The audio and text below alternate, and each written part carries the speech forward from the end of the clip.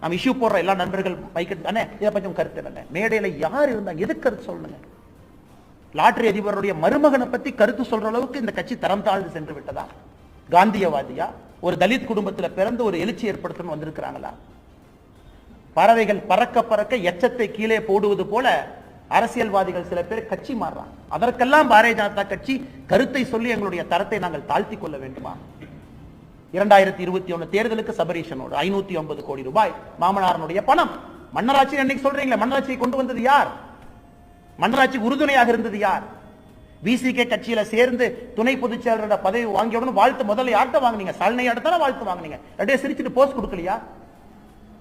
ஆளும் கட்சிக்கு எதிராக இருக்கக்கூடிய ஓட்டை பிரிப்பதற்கு சதியா இது?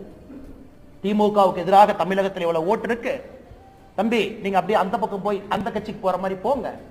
திமுக தொடர்ந்து ஆட்சியில் இருக்க வேண்டும் என்றால் திமுக